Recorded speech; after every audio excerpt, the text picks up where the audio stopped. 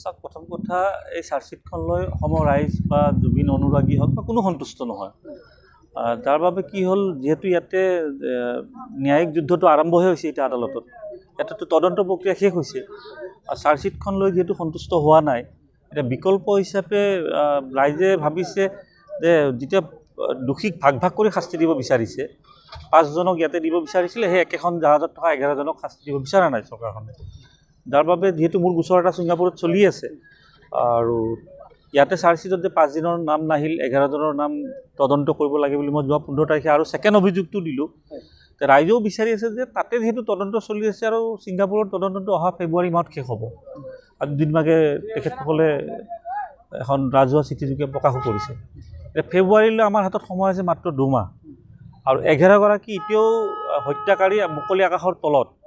যাৰ বাবে অসমৰ ৰাইজক মই কৈছোঁ যে মোৰ লগতেই আপোনালোকে ৰাইজ দলে বলে ওলাই আহক আৰু গণস্বাক্ষৰ অভিযান আজি প্ৰায় 7,000 হ'ল। গোলাঘাটত আটাইতকৈ হায়েষ্ট হৈছে।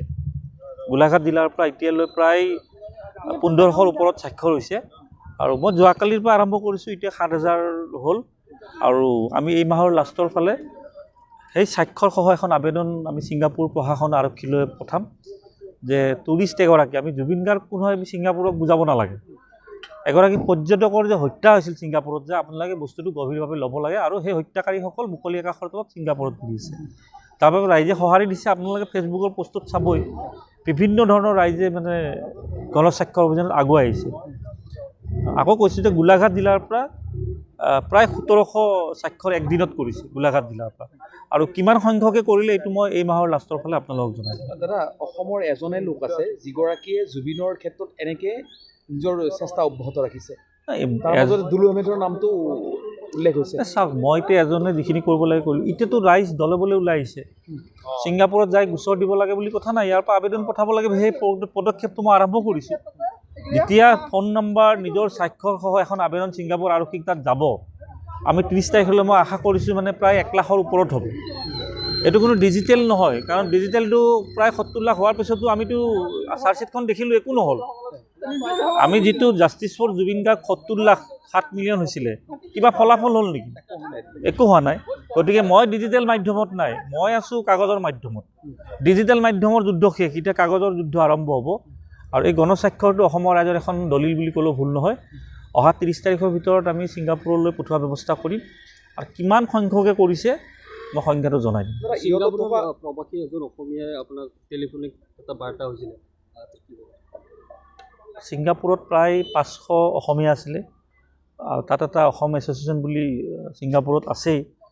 আৰু এই এগৰাকী যি ধুৰন্ধৰ মানে জুবিন গাৰ্গক নি সাগৰৰ মাজত মদ মাংস কৰি সাগৰত ঠেলি দিলে, সেইসকলক সেই এছ'চিয়েশ্যনৰ পৰা বহিষ্কাৰ কৰিছে। এইটো মোৰ কল ৰেকৰ্ডিংটোত পাইছেই, তেওঁৰ মই অনুমতি লৈছোঁ।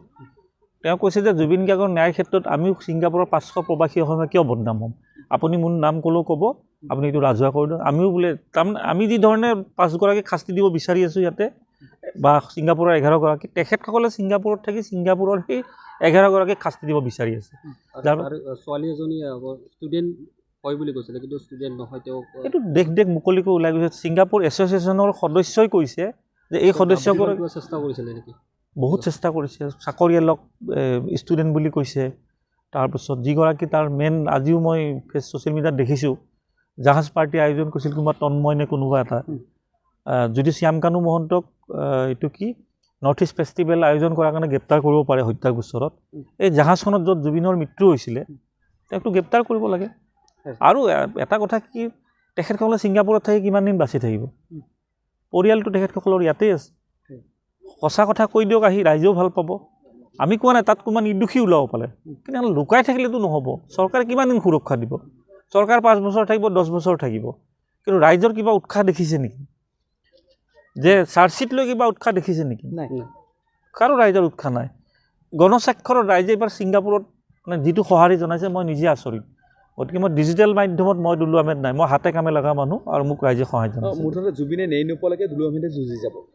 এই যুদ্ধ শেষ পৰ্যায়ত আহিছে, যিটো তদন্ত প্ৰক্ৰিয়াৰ যুদ্ধ। আইনী যুদ্ধটো অসমত আৰম্ভ হৈছে, তদন্ত প্ৰক্ৰিয়া শেষ হৈছে আৰু আইনী যুদ্ধ ছিংগাপুৰত ফেব্ৰুৱাৰীৰ পিছত আৰম্ভ হ'ব। গতিকে ফেব্ৰুৱাৰী মাহলৈ যিকোনো পৰ্যায়ত মানে আমি এই যুদ্ধখন লৈ যাব খুজিছোঁ, কাৰণ জুবিন গাৰ্গৰ হত্যা অসমত হোৱা নাছিলে, এইটোতো হত্যাই হৈছে। জুবিন গাৰ্গৰ হত্যা হৈছিলে ছিংগাপুৰত। গতিকে ছিংগাপুৰত হৈ আছে হত্যা আৰু তদন্ত হৈ আছে ইয়াতে দিছপুৰত। এইবিলাক এটা হাঁহি ধেমালি কৰা কথা নহয় জানো? এইটো ৰাইজে গ্ৰহণ কৰা নাই। মই তাতেই দেখিলোঁ যে চাৰ্জশ্বিট লৈ কোনো সন্তুষ্টই নহয়। সেই গতিকে শেষ পৰ্যায়ে আমি 2 মাহ আৰু যুদ্ধ কৰিব লাগিব। মই যিখিনি পাৰোঁ, যিহেতু মই যিখিনি কৰিছোঁতো ৰাইজৰ মত, ৰাইজে ছিংগাপুৰত যাব পৰা নাই, বহুত অসুবিধা আছে কাৰণে মই ধৰি লওক মোক সঁহাৰি জনাইছে আৰু মই যিখিনি পাৰোঁ সহায় কৰিছোঁ আৰু কৰি যাম। ফেব্ৰুৱাৰীলৈ যিকোনো পৰ্যায়লৈ যাব আৰু এইখন যুদ্ধ ফেব্ৰুৱাৰীলৈ।